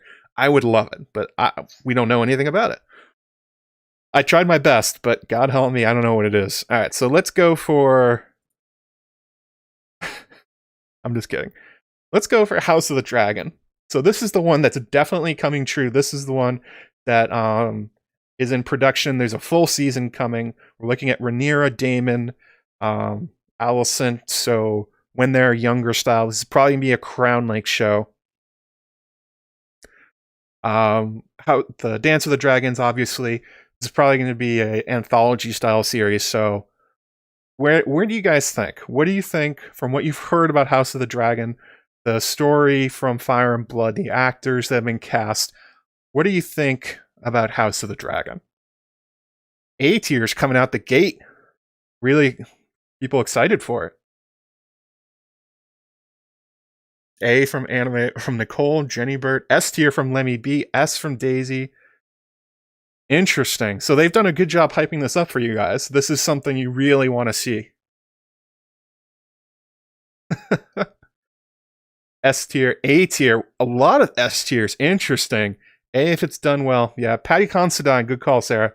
As Viserys is going to be really good. A just for Matt Smith with the the Happy Masquerader with the image of Matt Smith as your icon. I'm not gonna be shocking there. Not gonna lie, Dance of is not a favorite for you. It's a D from Emma. This is what Emma Smith thinks. House of the Dragon is terrible. Personally, I would put it at like Robert's Rebellion level. I was not a huge fan when I read, honestly, Fire and Blood and I got to the Dance of the Dragons.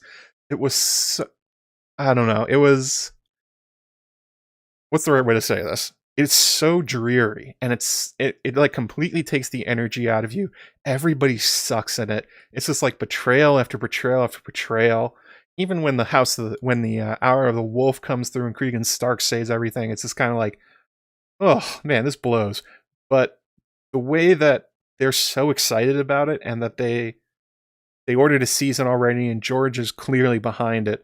I'm more excited for the show than I was for like reading it in Fire and Blood, if that makes any sense. Like I really dragged getting through those chapters. It was like, oh god, another betrayal, another everybody dies, especially when we got to the King's Landing stuff, and it was like the shepherd and then the Moon of the Three Kings. I was like, oh my god, please stop, please move this along. Very depressing. Yeah, and especially if you read it as like a fixed version of season 8, which is kind of how I read it. I was like, oh, okay. But yeah, so we're seeing still a lot of A's and B's. D's, I don't know. Do we put it like here? Is it between S and A? That seems to be the consensus from the chat here. You guys seem to think that this is going to be a fantastic show, that you're really excited about it. If it was just Matt's rankings, it would probably be like down here. Between like A and S that we're talking about here for House of the Dragon. It does have dragons, Brandon. That's right. It has lots of dragons. Like all the dragons you could ever want. And the really cool dragons too. Like the Battle Over the God's Eye. We'll have Alice Rivers. We'll have the Strongs, which that's honestly something I'm really excited about. Butcher's Ball sounds amazing. I do have a question how many dragon battles we're gonna get. Like, those are expensive and hard to film. I think if it's A or S, comes down to how much faith you have in Miguel and Ryan in terms of showrunners, because they have Fire and Blood. They've hired a lot of really good writers.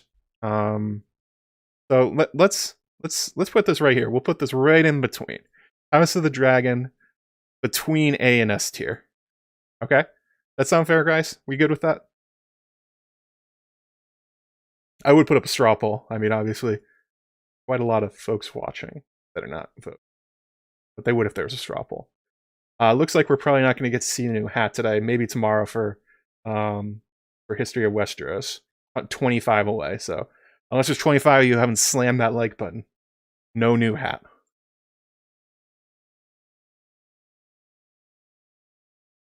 I also have a question though on how far House of the Dragon's going to go. Like Sasuke in the chat that said, who they cast as peak. Like, are we going to get past? We can get to the Aegon the Third and that kind of stuff. I don't know. So we got Flea Bottom at F, F for Flea Bottom, B for Bobby's Rebellion, A for 10,000 Ships, between A and S tier for House of the Dragon. One thing I'm not exactly excited about for House of the Dragon is that unless they put like a big effort in putting fantasy stuff in, like that was something I wanted to see more from Game of Thrones that they didn't do. And Dance of the Dragons is low fantasy, just basically dragons. All right, so let's go for this. So it's a little sea snake. So this is the 9 Voyages, the show about Corlys Velaryon traveling all over the world. Probably young Corlys until he becomes Lord. That's about when his voyages stop. So going to ET, going to Ashai, Masovi, just like something like Black Sails. What do you guys think? Where does this one belong? Is this an S tier show? Are you super excited for Corlys? Is this like F tier? Like who gives a shit about his voyages? What are you thinking? I'm shading high.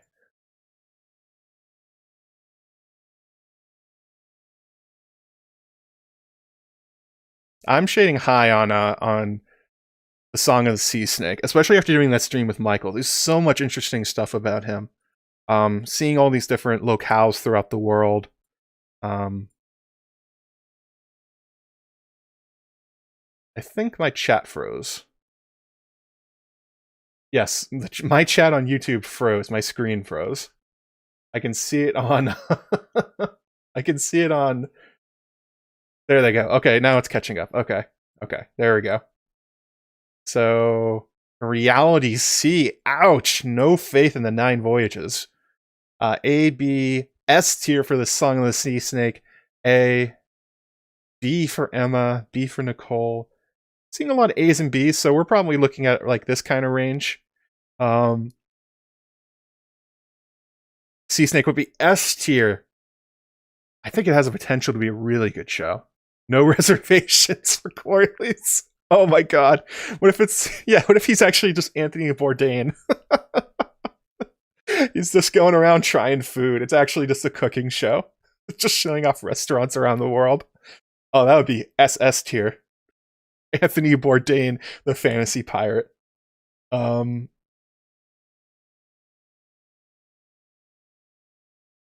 So somewhere in this range, I think we're looking at probably like an A tier for Song of the Sea Snake. B, A, C or D from Brandon R. Not a lot of faith in a sea snake. S for boats. Jaded redhead, wherever she is. This is an SS plus tier for her. This is like Super Saiyan 4 tier. No reservations. The Corlys Velaryon story. God, that'd be great. Rest in peace, Bourdain. I'm gonna put it up here. I'm gonna put it in a solid A range. I think it has a lot of potential. But the question is like how much of a Game of Thrones show would it be, and how much would it be just like Black Sails? Because Black Sails is a good show on its own. But how much does it add by getting Corlys Velaryon? I think that depends largely on what they do with him in House of the Dragon, because these two are linked. If House of the Dragon's good, then the 9 Voyages will be too. If this is if House of the Dragon sucks, then Corlys goes with it. I don't think you can separate them. Drive-ins, wyverns, and dives. Oh my god. Yes. That's what we need.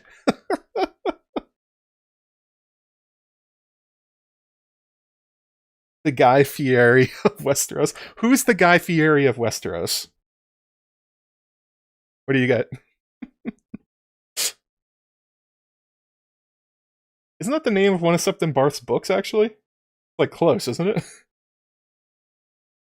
Big Star Trek vibes from Aziz. Yeah, that's probably a good point. A lot of Adventure of the Week, seek out new life and civilizations, and then pirate them. Because it's almost for certain that Corlys did some piracy. So, like, a low-tech Star Trek. So does that make it... I guess that depends what you think about Star Trek. Firefly, maybe. That could be something kind of like it. I love Firefly, but didn't really go that far. And I actually saw a video about it the other day where somebody made a good point where they're like, part of the reason people love Firefly is because there was only one season. It didn't keep going, so we don't really know what would have happened when Joss Whedon would have run out of ideas. And there's 9 voyages here. Captain's log. Sea Snake date. What was it, like 89 AC? Isn't that when he was around?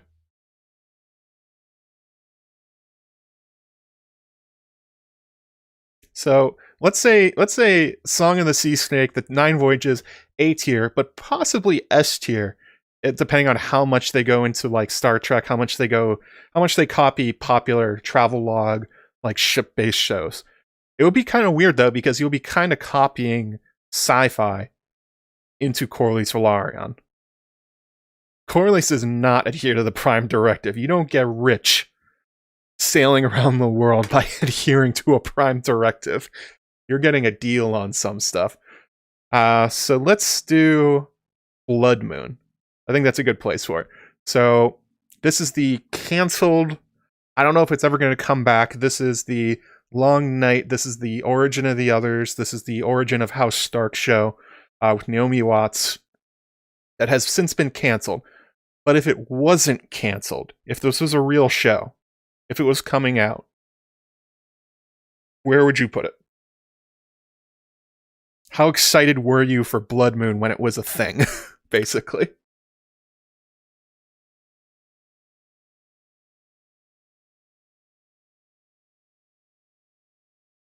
I mean, I just put it in I just have to put it somewhere, so it's just sitting right here.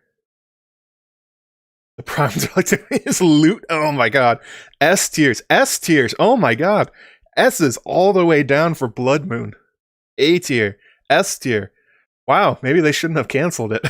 B tier from Lemmy. Really, Lemmy? Why C tier? Amanda of House Robinson D tier. Ooh, you're down on a lot of these shows. S tier across the board. Origin. Well, this is also my audience, so I shouldn't be that surprised that my audience was super excited for Blood Moon. E tier. Ooh. D tier, C. Oh, so this is quite a big scatter shot. Oh, yeah, true, Lemmy. They kind of did kill the interest in the Night King. So this one's across the board. I think on average, this is probably like C tier, based on what I'm seeing. There's a lot of really low ones, but a lot of high ones. Jenny Bird, I worry there's enough book to go on. That I think that is part of the reason it never got made. Because it's like, when George would have been giving them info on what Blood Moon would have been, he was instead writing about the Targaryens. And I did a whole analysis of his posts about it, and he really tried to distance himself from it. I don't think he was a fan of the show in particular, and I don't think they had a lot to go on. Bimodal distribution. Yeah, this is a wide range of ratings for this one. The other ones are pretty clustered. So maybe this is why it didn't go anywhere. It's a very polarized reaction right here, even among people that tune into my content. You'd think people who watch my streams and watch my videos, this would be S tier across the board, but clearly not. So let's go here and let's say it's C tier. Not because it couldn't be awesome and it couldn't be terrible. It's just like, it seems to be that there's a lot of very split opinions here. Blood Moon needs to be higher. I know, Amanda. This was the show made for you, wasn't it? Just like Song of the Sea Snake was for Jaded Redhead. But again, this might be part of the reason Blood Moon never made it to air. It's just like maybe they started doing polling on it and they found that like among a specific audience, they were really excited for it, but among others, they were just like, who cares?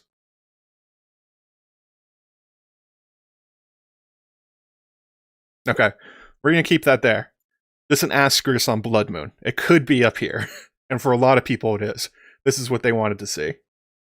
That's where we're keeping it. Alright, so I'm just going to go ahead and put this one up here. We all know it's true. Duncan Egg is S tier. I don't care what you say. He goes up on... He belongs off the chart. Duncan Egg is the best. We all know it. This is the show everyone wants. Duncan Egg, S tier. Everyone knows it. Don't lie to me. Put those votes in the chat, or else you're banned. Not only from here, I'll find you on Reddit. I'm just kidding. I can't find you on Reddit. I don't care that much.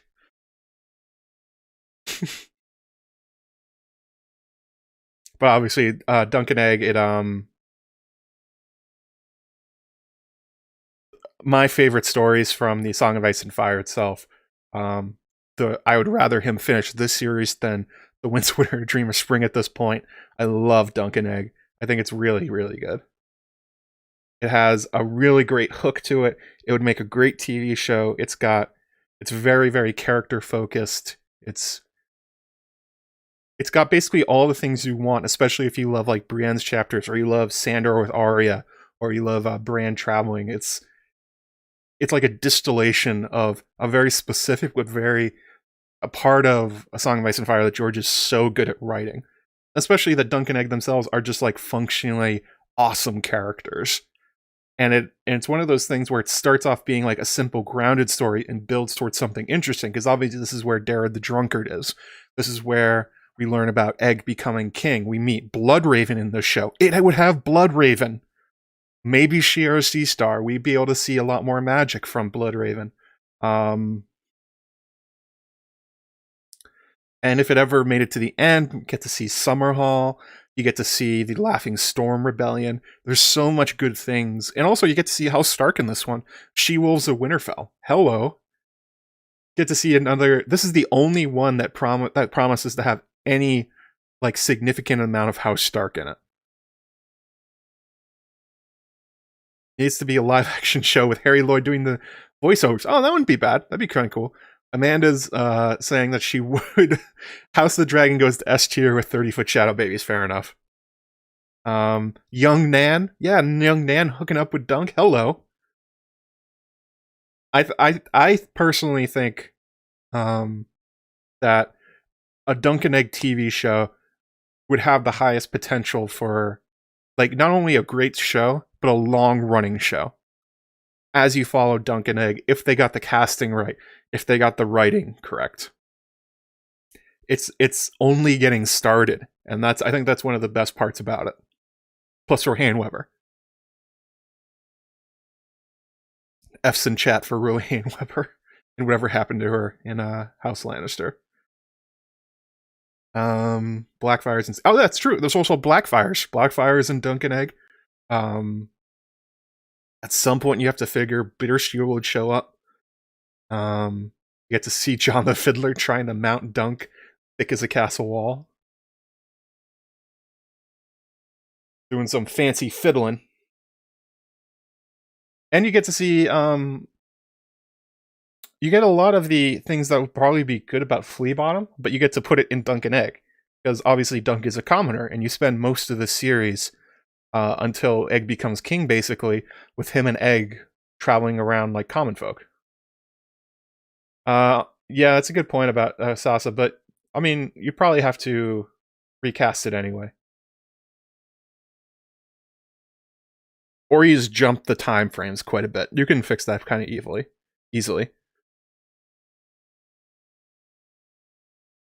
Summerhall tragedy so bad, me too. Summerhall will be great. I mean, I want to see George write it, but I think this could be a really, really good show. Duncan Egg above S tier. I agree. Alright. So, I think this is where we're settling. So, S tier on its own, Duncan Egg. Obviously, Duncan Egg. Based on the voting, between A and S tier, House of the Dragon. The one that's actually coming true, the one we know for sure is a real show that's going to be coming out. But I think they're filming. I don't know if they're filming, but they're doing a lot of the casting. Very busy with the writing too. Let's see here. On A tier, we have 10,000 Ships, the Nymeria of Rhoynar, of the Rhoyne story, along with Song of the Sea Snake, Corlys Velaryon. Woo, woo, woo! Love Corlys. I think that could be a really good show. I think both of these could be really good. B tier, Bobby's Rebellion. It doesn't seem like there's a lot of hype for this one. Maybe after Game of Thrones season 8, maybe this one would be higher had more people liked the end of the main series. C tier, we got Blood Moon, but this one is this one could go high and low. There's basically, weirdly enough, I don't think many people like voted for it in this frame, but they either voted like it was gonna be terrible or they were gonna love it. So kind of a C tier for Blood Moon, a very polarizing show. And then F tier, F for Flea Bottom. Who the hell knows? I don't know. So there we go. I think that's it. We did it, guys. We did a tier ranking. I'll put this on Twitter. Maybe there's a way I can put it on so that you guys can fill out your own. I'll see if I can figure that out as I get ready to watch Radio Westeros.